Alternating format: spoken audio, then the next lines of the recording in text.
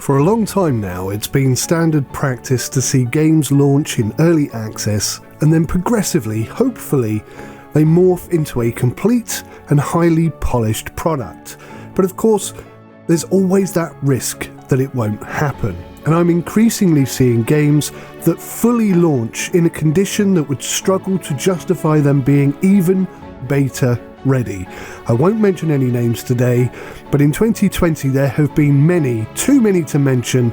Well, perhaps we as gamers should stop accepting these unfinished products being sold to us at full price, because now we have multiple hardware devices releasing in beta state 2, and that's something that I've never seen before. Now, I will immediately leap to the defense of Honeycomb Aeronautical and this outstanding Bravo Throttle Quadrant, because they have not yet launched, and as such, the device that I have here is an early access preview device sent to me purely for review purposes. I've had it since October, and despite a few patches and updates that have been received, we still have no working lights on this device.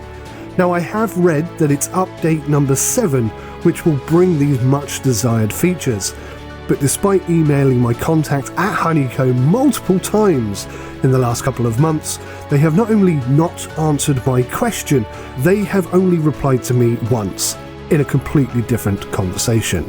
Now, that's a little bit concerning from a customer service perspective, and for me as a reviewer, it's very frustrating, because how can I accurately do my job without this information for you? Now, Honeycomb sent me this device to review it, and I am immeasurably grateful to them for doing that. And I've watched many other YouTubers already releasing their final reviews for a device that is only 75% working, which seems a little disingenuous at best. But the official launch date is nearly here, and I have delayed and delayed and delayed. It looks like update number 7 isn't going to be with us before the full release, so I'm being forced to make this review earlier than I would really like to do it. Thankfully though, it is mostly good news. Hello and welcome, I'm SimUK, and it is my goal to provide to you the most honest, fact-based critical reviews on YouTube. If you find this review helpful, then please hit that like button, subscribe, and help to support the channel by donating via the links below. Thank you so much, and enjoy the review. Okay, so first of all, let me just apologise for my voice today. I have been suffering with a cold flu for the last week and a half, and I'm just getting over the end of it now, but, YouTube, like any other job, has deadlines and things need to be done, so I apologise if I sound a bit funny today. What do you get for your £230 or sometimes £300, depending on where you shop, and people are taking advantage of the limited number of devices available, when you buy the Honeycomb Bravo Throttle Quadrant? Well, it's a thing of passion, guys. It's designed and built by passionate flight sim fans for passionate flight sim fans, and it really shows in all of the smaller details. And now that it will be included as an Xbox compatible device, this is by far the hottest device in town. If you haven't heard that, all of the Honeycomb devices are going to be Xbox compatible. That alone is incredible, and it's been a long time coming. They finally filled that void that people have been struggling with, and I am so excited for you if you're an Xbox player, because wow, you'll have had nothing like this, nothing even close to this in the history of Xbox. So, I mean, if you're an Xbox player, just get your money ready and go buy this, because there is nothing out there that's going to be better than this. Now, the Honeycomb Bravo Throttle Quadrant is without doubt the most customizable and versatile hardware add-on for flight simulation that I personally have ever seen. And it has single-handedly enhanced my immersion levels more than my entire SciTech rig ever did. And that is quite an accomplishment for a device that is only 75% working and has no lights whatsoever. The fact that you get both full GA and full commercial throttle quadrant attachments that you can affix in a multitude of different ways on your 6 axes, which also have 3 electronic button connections, allowing toga buttons to be included, and potentially more in the future, gives you, the PIC, an incredible amount of customization, and it requires very little effort at all to switch from one configuration to another. No screwdrivers or fiddly connections are needed to switch from a C152 to an A320. It takes less than a minute, and that is very impressive. Not forgetting, of course, that Honeycomb provides you with the exquisite companion storage boxes to keep those attachments safe when they're not in use. Now that, my friends, is not only passion, but high quality. And the level of quality permeates further into the mechanics of the Quadrant 2.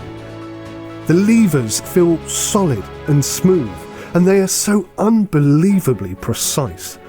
If there's one thing that has really stood out to me, is just how precise I can be with these levers. The tensioning knob that's on the right hand side makes it easy to adjust resistance on the throttle levers too, and although I personally would have liked to see a little more resistance, it does feel absolutely wonderful when you're using it. Now, to be honest with you, I'm more of a GA and prop man. I'm not really that excited by jets, and I can't really tell you exactly why that is. So the majority of my flying experience has been with GA. And I also cannot talk about the lighting on this device, or the info panel display either, because none of that works. And I'm incredibly eager to see it working, especially in conjunction with a flight sim of my choosing. I'm talking about X-Plane 11 and Microsoft Flight Simulator 2020 predominantly, but I'm also interested to get it working in games like DCS and IL-2 Sturmovik, and why not consider this for games like Elite Dangerous as well? I mean, there's nothing stopping you from removing the lever handles and just utilising the buttons and the info panel itself. It's a very, very versatile system. The simple fact that the USB cable at the back is a detachable USB-C cable should not be overlooked either, because if the cable gets damaged for any reason, it's a couple of pounds to replace it, and that's exactly how it should be. And the desk mount that you get with this system, well, they have designed a thing of beauty there. I never thought it possible that I could be moved emotionally by a desk mount, but here it is, and it's simply faultless. Oh, not only is it faultless and perfectly designed, it's included as part of the device price. You don't have to pay extra for it, it comes with it. So the gear lever that's based on the left hand side is basic but functional, and to be honest with you, without the lights working around it, it's a bit of a moot point. It goes up, it goes down, it works. The flaps lever on the right hand side is nice as well. It's quite large and it feels good and positive response when you're using it. And the autopilot section at the top, those buttons there also have a nice soft touch button. It's clear and it's responsive, and the fact that you can mount your pre-existing Cytec or now Logitech panels directly to the Bravo as well is a massive positive, because I've also got that digital display readout and I can use either of the autopilot controls, and it just works very, very well. It's very smooth, it's very, very responsive. The dial on the Bravo Throttle Quadrant is actually more responsive than the Cytec panel one, but one thing it doesn't have is a dual dial. I would have liked to have seen that, but that doesn't exist on the Logitech either, so I guess I can work with it how it is. And as a little extra positive, when you mount the Logitech panel on top of the Bravo, it's absolutely rock solid. Unlike it was in my Cytec Cessna yoke, it used to rock and move about as I used it, but on this device, it is absolutely solid. It doesn't move at all, and that is a really nice addition. So it's the little attention to detail that really makes this stand out for me, and it's things like when you've got maybe one of the throttle axes is disconnected, you're not using it. Personally, I prefer to position them at maximum rather than at the bottom, because otherwise they catch my knuckles a bit too often. But you've also got these little rubber covers that you can put over them, reducing the dust impact if you're not using them for a long time. But I do not do promotional videos. I make reviews. So I need to tell you about the issues, the concerns and the potential drawbacks that you should be considering if you're going to buy a Bravo Throttle Quadrant. Although I am incredibly impressed with this device, there are a few areas that need to be discussed. The first thing is the size.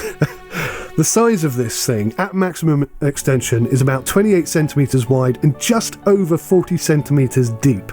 Now, if you buy the Airbus Edition handles, which are another £75, when they're at idle, it might even be deeper than 40 centimeters. We might be looking at something like 45 centimeters, potentially. I don't know that for sure because I don't have the dimensions for the Airbus throttle attachments. But yes, it's pretty large, admittedly. It has the same arse end as the Honeycomb yoke does. Now, at first glance, it doesn't seem like that's necessary, and potentially it really isn't. But it is a little bit more than just a cosmetic feature. It's not because they want them to look the same. It's basically because it matches the desk bracket. And as you know how much I love that desk bracket, there's not really much I can say against it. It doesn't need to be that big, but that bracket is so good, I can totally understand why they've designed it around that bracket. It makes perfect sense to me, and I can forgive the depth of this device because of that reason. When this is mounted to my desk, I am 1,000,000% certain it will not move or budge or twitch or have any issues at all. So, it's like a small trade for a very positive thing. Despite its size though, this weighs very little, but it doesn't feel cheap in any way. It feels robust, and it should last a reasonable length of time, maybe even a whole lifetime. But that does also raise a slightly valid concern. My Cytec setup was a collection of hardware devices bought separately and connected together. Now, if had any one of them failed, then it would have been a single replacement. If something fails within the Honeycomb Bravo Throttle Quadrant, and I'm not suggesting that that's likely to happen anytime soon, but it might mean replacing the entire device, which would obviously be more expensive. Now, the rocker switches on the Bravo Throttle are the same as they are on the Alpha yoke, and if you haven't watched my review on that, then I can tell you that it was a mild point of concern for me. They just don't feel all that robust. Now, they work fine, and I didn't really have any issues with them at all, but they feel a tad loose mechanically, and I think over time you may get some issues there, potentially. There's nothing that you need to be concerned about in the short term, but in the long term, that might be an area for concern. Only time will tell. It's a prediction, it's not a guaranteed failure point. What is a little more frustrating though, is that in Microsoft Flight Simulator at least, they are being read as 2 buttons rather than a rocker switch. So when you're trying to set up one of those buttons in Microsoft Flight Simulator, you have to press it in and release it, otherwise it won't actually record that as an input. So imagine if you press a button in but you don't let go. That's kind of what's happening in Microsoft Flight Simulator. Now, it's not a major issue once you've figured out that that's what it's doing.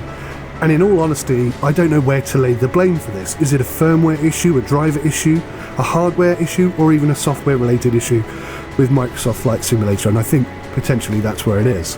Now, my Cytec rig is pretty extensive, but I never got to try out the backlit information panel from Cytec, or the BIP. Now, this Honeycomb has one built in, and although it doesn't work yet, I already question how well positioned it's going to be, especially when mounted up high on your desk.